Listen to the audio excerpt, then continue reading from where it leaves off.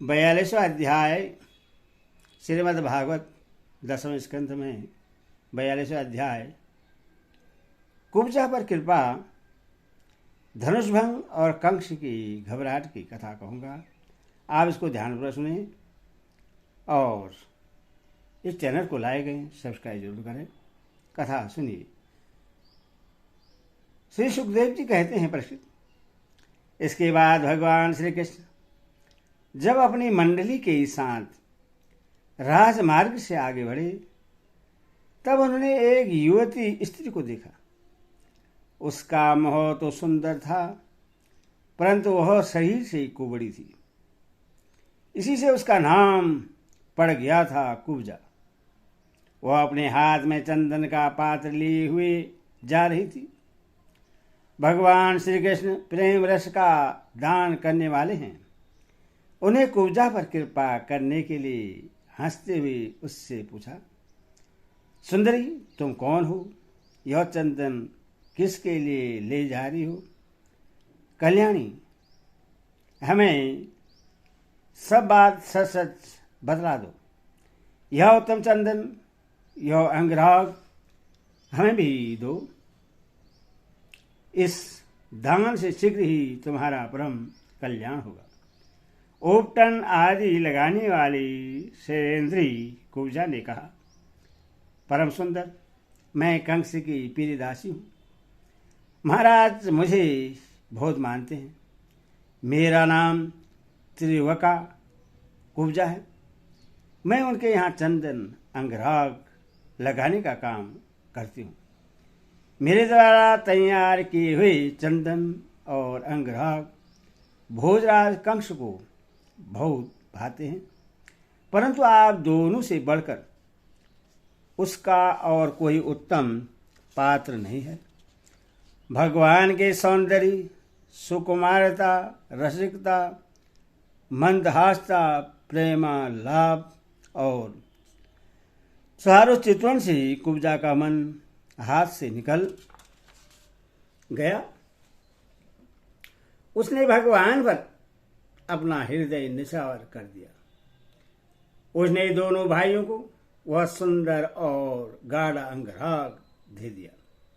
तब भगवान श्री कृष्ण ने अपने सांवले शरीर पर पीले रंग का और बलराम जी ने अपने गोरे शरीर पर लाल रंग का अंगराग लगाया तथा नाभि के ऊपर के भाग में अनुरंजित होकर वे अत्यंत सुशोभित हुए। भगवान श्री कृष्ण उस कुब्जा पर बहुत प्रसन्न हुए। उन्होंने अपने दर्शन का प्रत्यक्ष फल दिखाने के लिए 3 जगह से टेढ़ी किंतु सुंदर मुख वाली कुब्जा को सीधी करने का विचार किया। भगवान ने अपने चरणों से कुब्जा के पैर के दोनों पंजे दबा लिए और हाथ ऊंचा करके 2 अंगुलियां उसकी ठोड़ी में लगाई तथा उसके शरीर को तनिक उचका दिया। उचकाते ही उसके सारे अंग सीधे और समान हो गए। प्रेम और मुक्ति के दाता भगवान के ईश्वर से वह तत्काल विशाल नितंब तथा पीने पयोधरों से युक्त एक उत्तम युवती बन गई। उसी क्षण कुब्जा रूप, गुण और उदारता से संपन्न हो गई। उसके मन में भगवान के मिलन की कामना जाग उठी। उसने उनके दुपट्टे का छोर पकड़कर मुस्कुराते हुए कहा, वीर शिरोमणि, आइए घर चले। अब मैं आपको यहाँ नहीं छोड़ सकती, क्योंकि आपने मेरे चित्त को मत डाला है। पुरुषोत्तम, तुम दासी व प्रश्न होइए।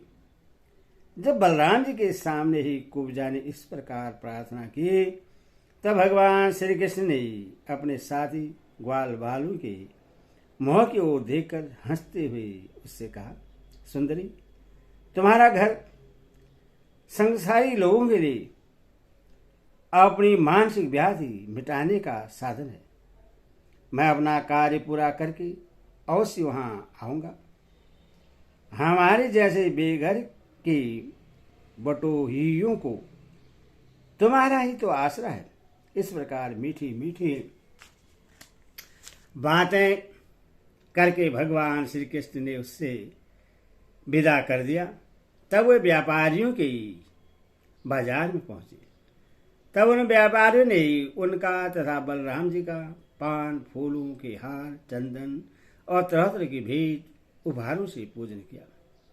उनके दर्शन मात्र से स्त्रियों के हृदय में प्रेम का आवेग, मिलन की आकांक्षा जग उठती थी। यहाँ तक कि उन्हें अपने शरीर की भी सुध न रहती। उनके वस्त्र, जूड़े और कंगन ढीले पड़ जाते थे तथा वे चित्रलिखित मूर्ति के समान ज्यों की त्यों खड़ी रह जाती थी। इसके बाद भगवान श्री कृष्ण पूर्ववासियों से धनुष यज्ञ का स्थान पूछते हुए रंगशाला में पहुंचे और वहां उन्होंने इंद्रधनुष के समान एक अद्भुत धनुष देखा। उस धनुष में बहुत सा धन लगाया गया था। अनेक बहुमूल्य अलंकारों से उससे सजाया गया था।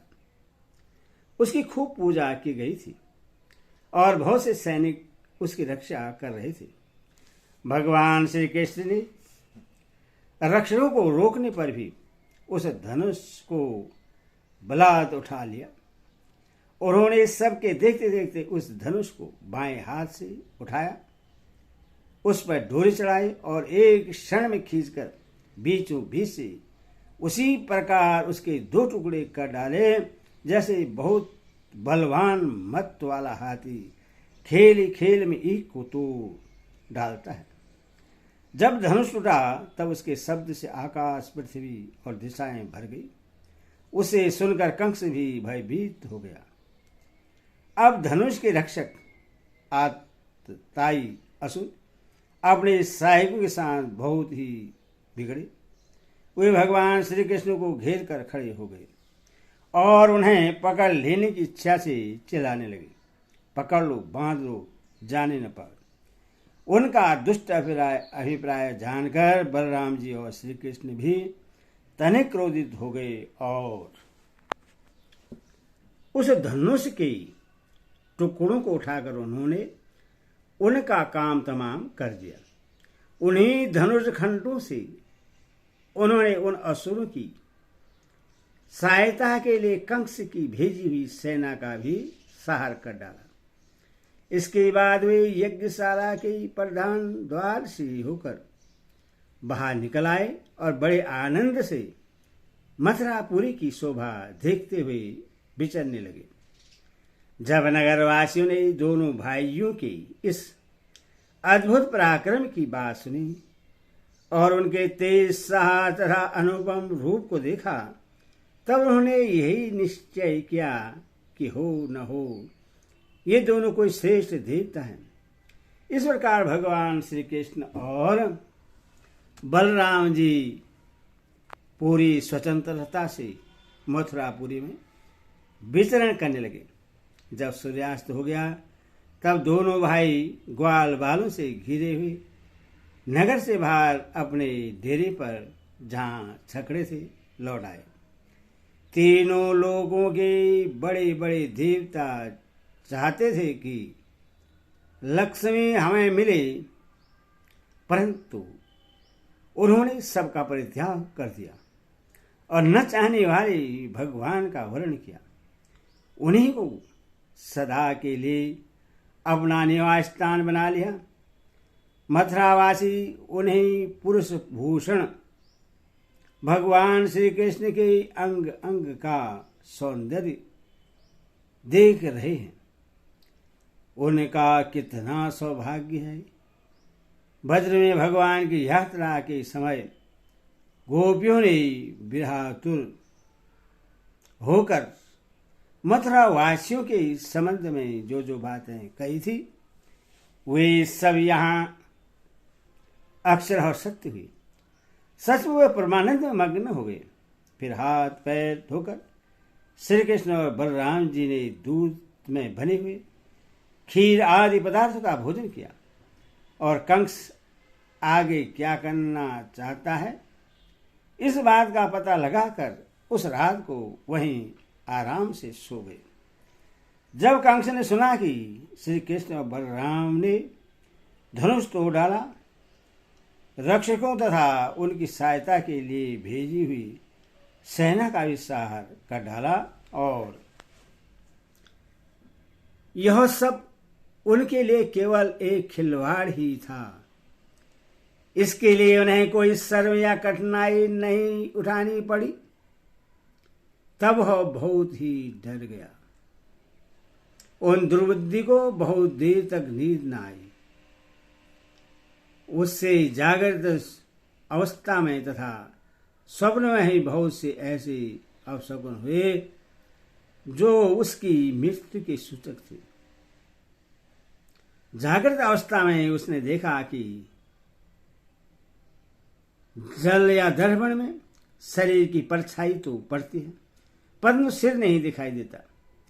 अंगुली आदि की आड़ न होने पर भी चंद्रमा, तारे और दीपक आदि की ज्योतियां उससे दो दो दिखाई पड़ती है। छाया में छेद दिखाई पड़ता है और कानों में अंगुली डालकर सुनने पर भी प्राणों का घू घू शब्द नहीं सुनाई पड़ता। वृक्ष सुनहले प्रतीत होते हैं और बालू या कीचड़ में अपने पैरों के चिन्ह नहीं दिख पड़ते। कंस ने स्वप्नावस्था में देखा कि वह प्रेतों के गले लग रहा है, गधे पर चढ़कर चलता है और विष खा रहा है। उसका सारा शरीर तेल से तर है। गले में जबा कुसुम अंडहुल की माला है और नग्न होकर कहीं जा रहा है। स्वप्न और जागृत अवस्था में उसने इसी प्रकार के और भी बहुत से अवशकुन देखे। उनके कारण उसे बड़ी चिंता हो गई। वह मृत्यु से डर गया और उससे नींद न आई। प्रसिद्ध जब रात बीत गई और सूर्य नारायण पूर्व समुद्र से ऊपर उठे, तब राजा कंस ने मलकीड़ा दखल का महोत्सव प्रारंभ किया। राज कर्मचारी ने रंगभूमि को भली भांति सजाया। तुरही, भेरी आदि बाजे बजने लगे। लोगों के बैठने से मंच फूलों के गजरों, झड़ियों, वस्त्र और बंदरवारों से सजा दिए गए। उन पर ब्राह्मण, क्षेत्रीय आदि नागरिक तथा ग्रामवासी सब यथास्थान बैठ गए। राजा लोग भी अपने अपने निश्चित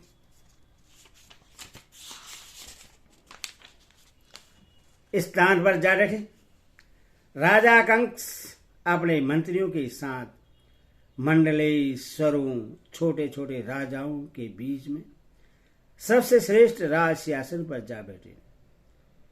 इस समय भी अवशकुन के कारण उसका चित्त घबराया हुआ था। तब पहलवानों के ताल ठोकने के साथ ही बाजे बजने लगे और गरीब बिले पहलवान खूब सज धज कर अपने अपने उस्तादों के साथ अखाड़ों में आ उतरे। चारों मुष्टि, कोट, सल, तोसल आदि प्रधान पहलवान बाजों की सुमधुर ध्वनि से उदासित होकर अखाड़े में आकर बैठ गए। इसी समय भोजराज कंस ने नंद आदि गोपों को बुलवाया। उन लोगों ने आकर उससे तरह तरह की भेंट दी और फिर जाकर वे एक मंच में बैठ गए। बोले कृष्ण भगवान की जय। हरि ओम तत्सत।